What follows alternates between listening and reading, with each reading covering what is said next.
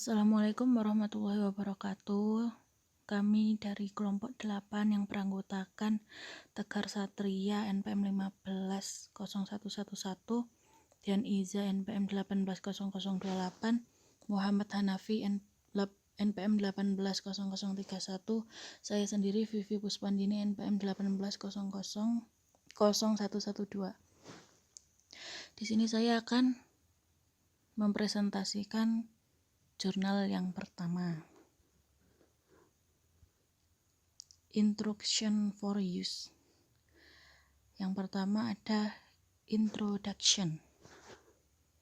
Di sini faktor penting dari sumber daya manusia itu meliputi pendidikan dan kesehatan dan kondisi kesehatan.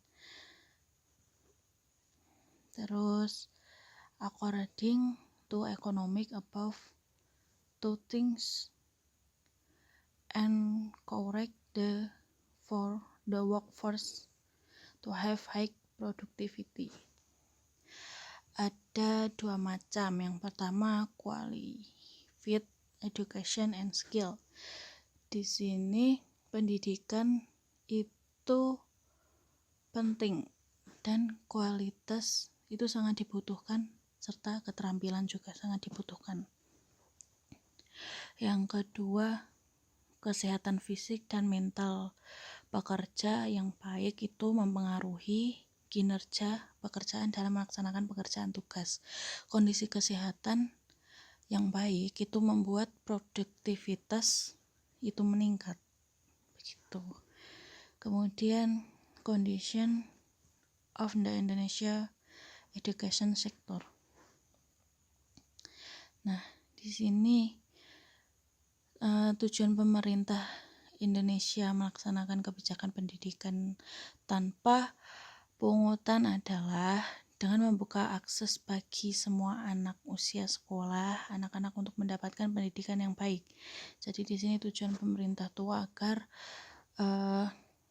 Indonesia itu mendapatkan pendidikan yang baik dengan membuka akses bagi semua anak usia sekolah.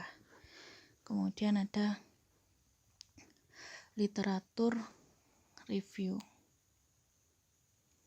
Di sini penelitian tentang investasi sumber daya manusia sebagai alat pengembangan telah didukung oleh para ekonom dunia. Menekankan pentingnya investasi dalam sumber daya manusia, konsep mereka menggambarkan bahwa human capital adalah aset, yaitu sebagai pentingnya modal fisik dalam menciptakan kekayaan. Investasi pada manusia, modal mempengaruhi pendapatan dan konsumsi masa depan melalui sekolah, pencapaian dan peningkatan perawatan medis, dan keterampilan melalui pelatihan. Mencapai tingkat pendidikan yang lebih tinggi mendorong individu yang untuk menghasilkan gaji yang lebih tinggi. Ketika pekerjaan individu mendapatkan upah lebih tinggi, kesehatan mereka dan kebugaran meningkat.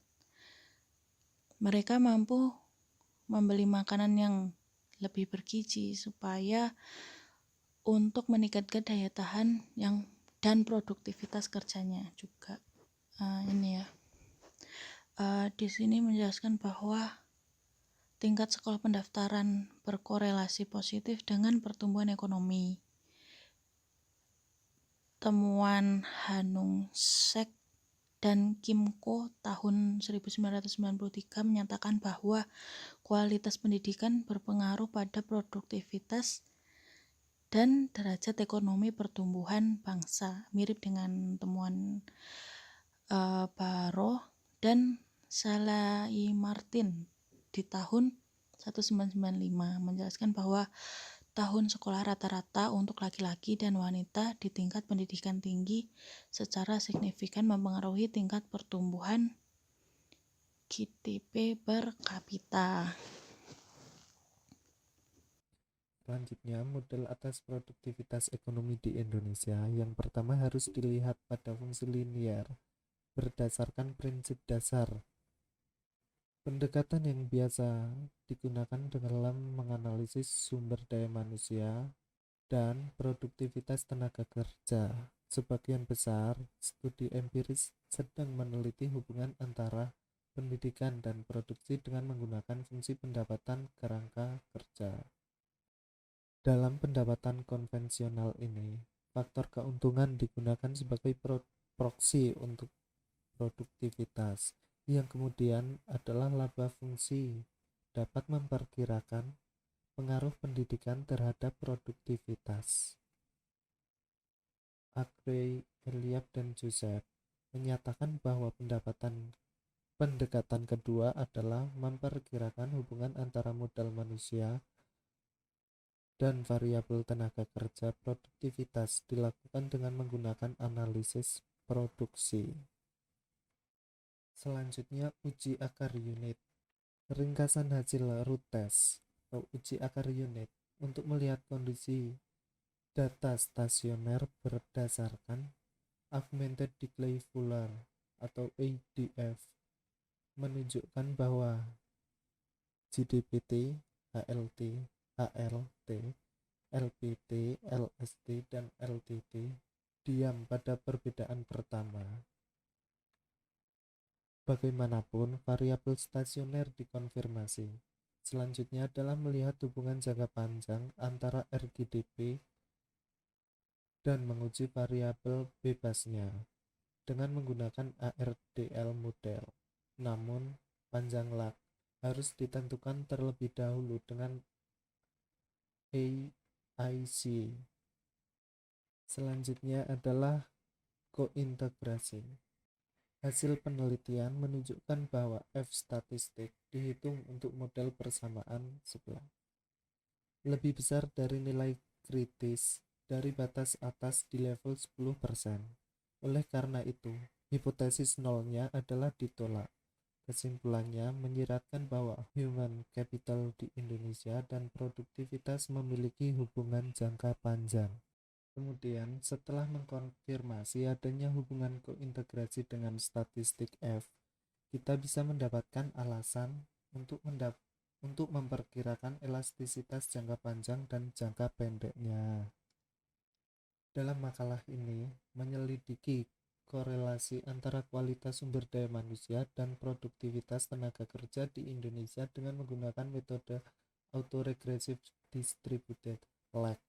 Dalam pengolahan data menyimpulkan bahwa kualitas sumber daya manusia berkointegrasi dengan produktivitas tenaga kerja. Dalam jangka pendek, semua variabel termasuk variabel kesehatan, pendidikan dasar, menengah, dan tinggi tenaga kerja berpengaruh positif.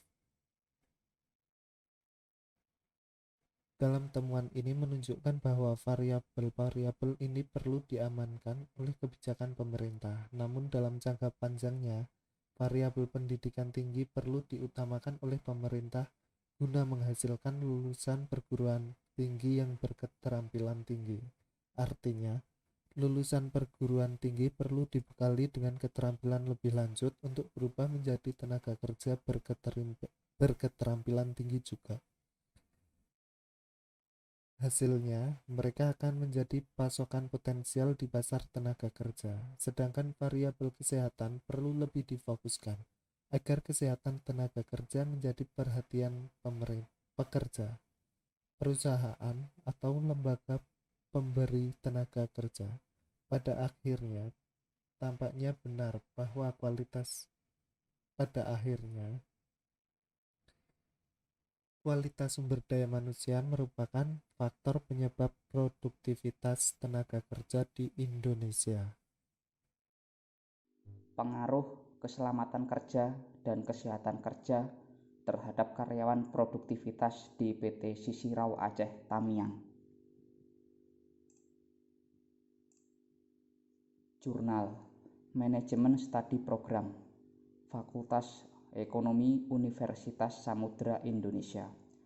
Volume dan halaman volume 3 nomor 2 Mei 2020 halaman 753 sampai 760 tahun 2020. Penulis Zulkarnain Moral, Agung Suharyanto, M. Yahya.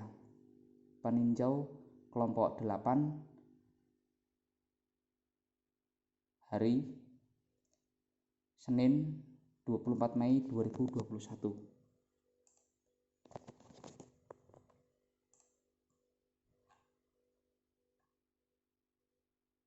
Penelitian ini bertujuan untuk mengetahui pengaruh keselamatan kerja dan kerja kesehatan terhadap produktivitas karyawan di bagian produksi pada PT Sisi Rau Aceh Tamiang. Metode analisis data yang digunakan adalah analisis regresi linier berganda. Menurut Kuswati, efektivitas organisasi biasanya diartikan sebagai keberhasilan yang dicapai oleh suatu organisasi dalam upayanya mencapai yang telah ditentukan sebelumnya. Kinerja karyawan sangat erat kaitannya dengan hasil pekerjaan seseorang dalam sebuah organisasi atau perusahaan. Hasil pekerjaan dapat menyangkut kualitas, kuantitas, dan ketepatan waktu, tetapi evaluasi kinerja dalam organisasi perusahaan adalah kunci dalam karyawan pengembangan. Evaluasi kinerja pada prinsipnya merupakan perwujudan dari seorang karyawan formulir penilaian kinerja Irfansyah 2020. Menurut kinerja Muhammad 2019 disebut juga dengan prestasi kerja, di mana pekerjaan seseorang menghasilkan sesuatu itu cocok dengan kemampuan mereka. Keselamatan kerja adalah kondisi yang aman atau selamat bagi penderita kerusakan atau kerugian di tempat kerja. Keamanan, resiko adalah aspek lingkungan kerja yang dapat menyebabkan kebakaran, lebam, keseleo, patah tulang, gangguan penglihatan dan pendengaran. Padahal kesehatan kerja menunjukkan kondisi yang bebas, gangguan fisik, mental, emosional, atau nyeri yang disebabkan oleh lingkungan kerja. Resiko kesehatan adalah faktor-faktor di lingkungan kerja yang bekerja melebihi jangka waktu yang ditentukan menurut Mangkunegara 2009. Demikian presentasi yang dapat kami sampaikan. Apabila ada kurang lebihnya, mohon dimaafkan. Terima kasih. Wassalamualaikum warahmatullahi wabarakatuh.